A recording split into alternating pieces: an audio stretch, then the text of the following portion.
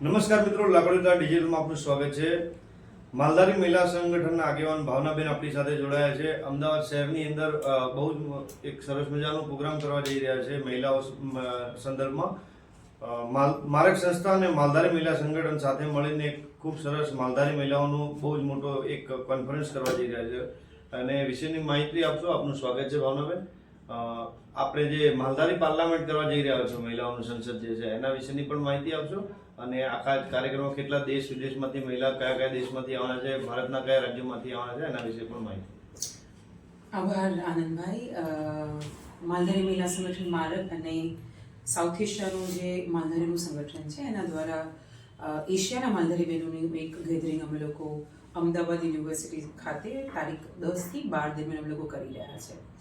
આ જે સંમેલન છે એમાં સેન્ટ્રલ એશિયા અને સાઉથ એશિયાના બહેનો જોડાયા છે, સાથે સાથે ભારતના અલગ અલગ રાજ્યોના બહેનો અને ગુજરાતના જિલ્લાઓના બહેનો આ કાર્યક્રમમાં જોડાશે. અંદાજે 2 દિવસ દરમિયાન આ કાર્યક્રમમાં 201 બહેનો હશે અને જે માલધારી બહેનો હશે.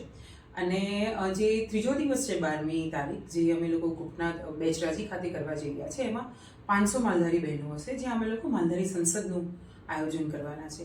2 દિવસ દરમિયાન અહીંયા જે અમદાવાદ યુનિવર્સિટીમાં છે એમાં અલગ અલગ સંસ્થાના લીડરો, સરકારના પ્રતિનિધિઓ અને યુએન ઓર્ગેનાઇઝેશન છે એના પ્રતિનિધિઓ પણ હાજર રહેશે.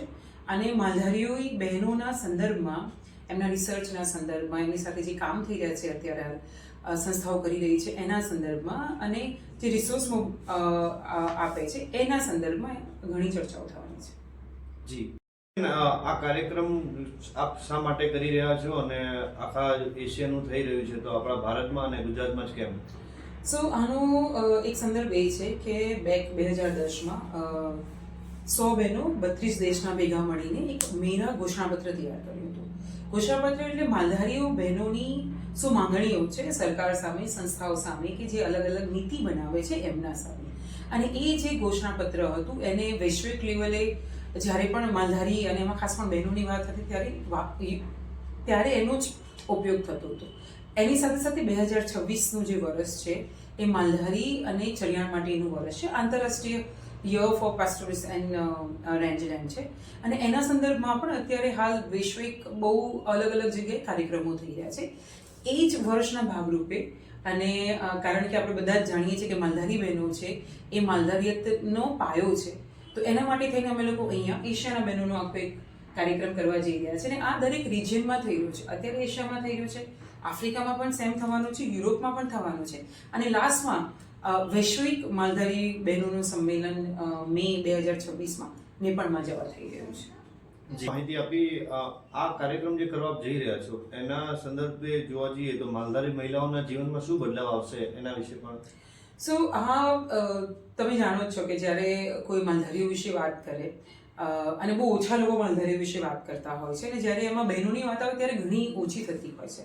તો આ એક એશિયાનો કાર્યક્રમ છે, એટલે જે ધરાતલમાં માલધારીઓ કામ કરી રહ્યા છે એમને કોઈ દિવસ વૈશ્વિક સ્તર પર એ પ્રકારની ઓળખ નથી મળતી. તો એક તો એ છે કે એ માલધારી બહેનોની ઓળખને મજબૂત કરવાનું કામ કરશે. સાથે સાથે એક ઘોષણાપત્ર તૈયાર થશે અને એ ઘોષણાપત્રમાં માલધારી બહેનો માટે શું નીતિઓ હોવી જોઈએ, એમના જે ટ્રેડિશનલ એટલે કે પરંપરાગત જે આજીવિકા છે એના ટકાવવા માટેની, એમની જેના પર આધારિત છે એ જમીન માટેની શું નીતિઓ હોવી જોઈએ, એ બધા પર ચર્ચા થશે.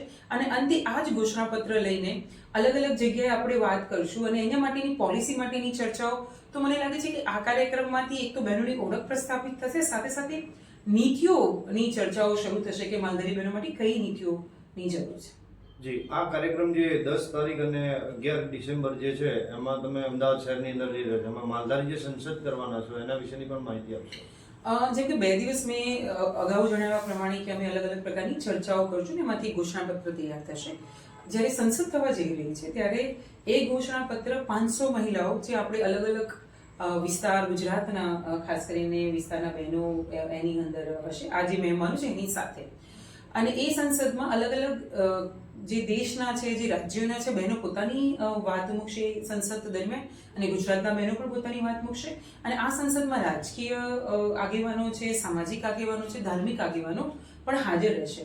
તો એ ચર્ચાઓ થયા પછી એક આખું ઘોષણાપત્રનું વાંચન થશે, અને આ ઘોષણાપત્રમાં આપણા જે આ બધા આગેવાનો છે કેવી રીતે આપણને મદદરૂપ થશે એની એક આખી ચર્ચા થવાની જઈ રહી છે. સાથે સાથે 2026નું વર્ષ છે, જે આપણા બધા માટે બહુ અગત્યનું વર્ષ છે, એની પણ એક ઉજવણી કરવાના છે. કારણ કે દરેક વખતે પ્રશ્નોની ચર્ચાઓ કરવી જ જોઈએ, પણ સાથે સાથે આપણી જે વિશેષતાઓ છે અને આ જે વર્ષ આપણા માટે છે એની ઉજવણી કરવી પણ બહુ જરૂરી છે. તો એ ઉજવણી અને ચર્ચાઓ ત્યાં થશે. ગુજરાતભરમાંથી મહિલાઓ જે જોડાવા માંગતી હોય માલધારી સંસદમાં, તેમના માટે રજીસ્ટ્રેશન પ્રક્રિયા કઈ રીતની છે એના વિશે શું માહિતી? સો આ 2 દિવસ દરમિયાન જે અમદાવાદ યુનિવર્સિટીમાં છે, જો એ કાર્યક્રમમાં પણ કોઈને જોડાવવું હોય તો અમને જાણ કરી શકે છે એ લોકો. એના માટે નંબર અમે તમને આપીશું કે નંબર પર જાણ કરે. અને સંસદમાં જોડાવવું હોય તો ઓપન ઇન્વિટેશન્સ છે બધાને, ત્યાં એવું જરૂર નથી કે જાણ કરવી. પણ જે આપણું બેચરાજી ખાતે ગોપનાથ ટ્રેનિંગ સેન્ટર છે, એમાં કોઈ પણ બહેનો સવારે 10 થી 3 વાગ્યાનો કાર્યક્રમ છે, એમાં જોડાવી શકે છે. જી આભાર. જે કાર્યક્રમ છે વધુ આપને લાકડીઓ તારના માધ્યમથી અમે બતાવીશું. જોતા રહો લાકડીઓ તાર. આભાર.